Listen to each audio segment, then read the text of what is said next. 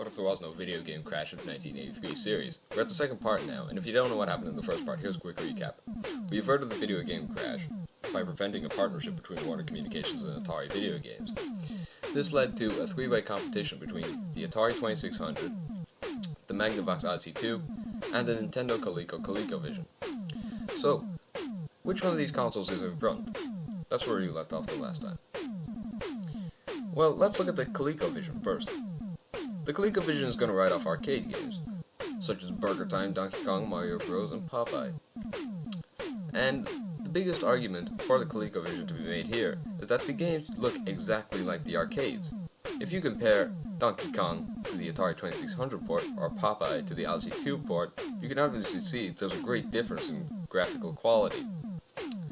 Strange, isn't it? It's kind of like a console we all know in the future is going to come out and going to use that exact same argument. That's not important right now. Let's move on to the Atari 2600. Now Atari, they're looking at their console, but they're realizing that it's weaker than most of the other consoles. Even though the Odyssey 2 is weaker, the Odyssey 2 is doing much better for reasons we'll get onto right now. So Atari will want a new console.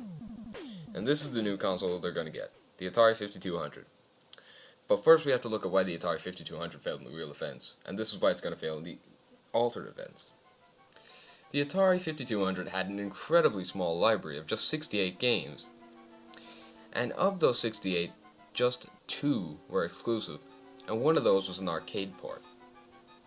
That was the main problem. Most of the games were just graphical improvements of already Atari 2600 games.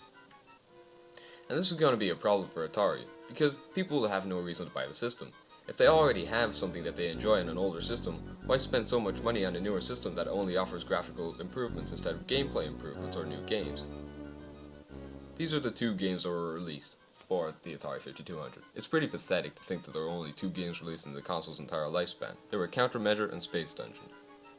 They were both good games, but there were no reason to buy the system.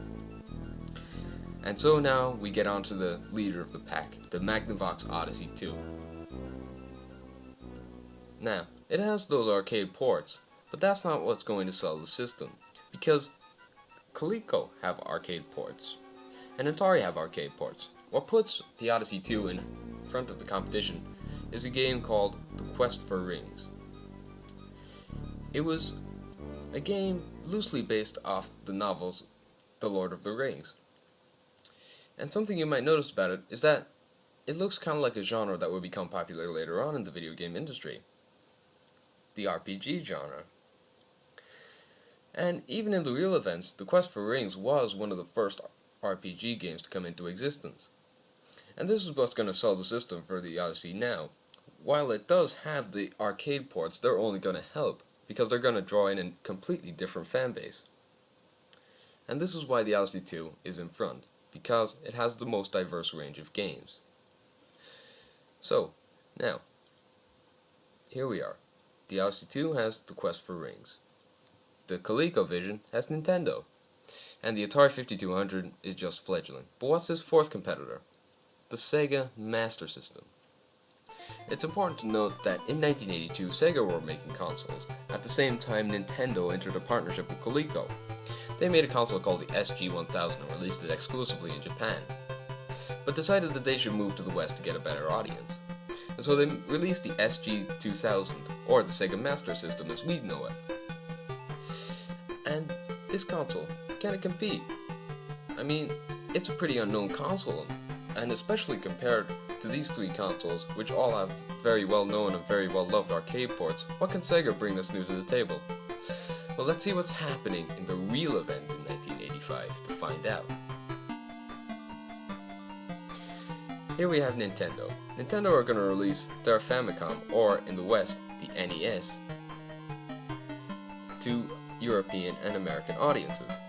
But there is a reason why they renamed it to the NES. When people saw it first, they were like, "Are you serious? Another console?" They thought it was just going to be another console that they loathed, just like the Atari 5200. But entertainment system was a very key word. They even used peripherals such as the NES Zapper and ROB. So therefore people would not think it was a video games console and think it was something completely different. But But when the console finally launched and people started buying it, Nintendo started to realize that it wasn't because of these peripherals that people were buying the console. It was because of a game called Super Mario Bros. It was a side-scroller, and the first of its kind. I mean, sure, there were games like Pitfall and Popeye, but never were the screen scrolled as you were playing the game, instead of moving to just one screen after the next.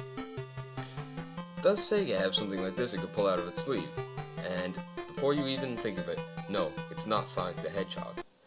Remember, Sonic the Hedgehog was only made to compete with Mario, and so in a timeline where Mario never becomes popular for his game on the NES, they have another person.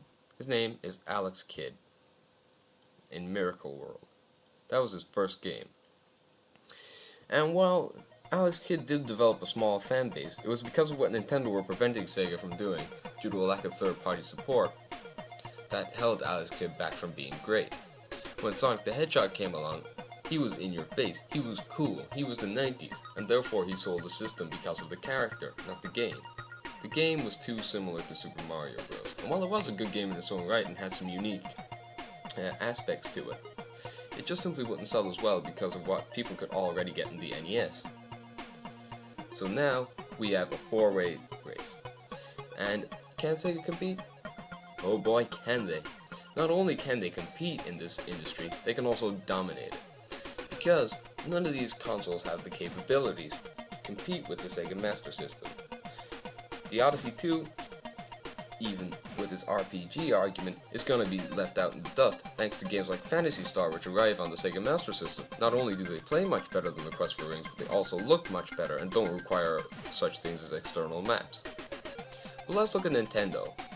While we know Atari is out of the race, Nintendo was a different kettle of fish. And Nintendo were also Sega's real-world rivals, as I'm sure you'll all know. Another thing about Sega is that they'll have all the third-party support Nintendo got, because they were the first to introduce a side-scroller, and thus many people will want to develop a side-scroller of their own for Sega's console. At the top you have the real events, with Nintendo becoming popular due to all the third-party support they received. But now, the tables have turned, and it's Sega who are becoming popular for all the third-party support they're receiving. So, can Nintendo compete? Can they release their own first-party games on their own console? Well, these technical specs will show us exactly if they can or not. The graphics processing unit and the central processing unit are certainly more impressive. In every other aspect, aside from the RAM, the NES is superior to the ColecoVision, most importantly in cartridge memory, with the ColecoVision's measly 32 kilobytes being compared to 500 kilobytes from the NES. So, Nintendo's gonna have to find another partner. Who can they find, though? Who's going to be willing to take Nintendo on? I mean, after all they have is arcade ports. It's not like anyone will want to take them on as a first-party developer, like Coleco did. So here we have the Master System in 1987. It's dominating the US market, and it's also dominating the European market as well. But what about the Japanese market? And this is where we find Nintendo's potential partner. So, here we have the PC Engine. Great name for a console, right? Could have been worse. Could have been called the Xbox One. No, come on, I'm just kidding, I'm kidding. PC TurboGrafx 16 on the right, and the Sega Master System on the left. But why would Nintendo team up with NEC? Well, first of all, NEC's only other partners, or options for partners at the time, were Hudson Soft. And Nintendo have a few advantages over Hudson Soft. Like for instance, Nintendo have been first-party developers for Coleco and our Altered Events, so they'll have a bit more experience with meeting companies' demands. Another thing is that there's plenty that Nintendo and NEC can get out of this deal. So what can Nintendo get out of this deal first of all? Well, Nintendo needed hardware that could enable them to create the games that they wanted to create. But on the ColecoVision, this was impossible. On the TurboGrafx 16, this is more than possible. They can create games like Mario and Zelda that became popular in the real events on this console. And for NEC, well, Nintendo's experience in the US market and the games that they're going to make the TurboGrafx 16 popular, along with the games that will remain on the TurboGrafx 16 in the Altered Events, that were there on the real events, that made the console popular are also going to join with that to make one hell of a machine. This is going to make money, money, money for NEC. And so we have a match made in heaven. So now we have finally kickstarted the third generation console war. Who wins? Are there any consoles coming out in the future that could become successful in our altered events? What games are going to become popular? What about future consoles? What about future games? What about future developers? What about future incidents in the video game industry? What about the CDs? Why so many questions? Find out next time. I've been the man with the plan, and thank you for watching my video.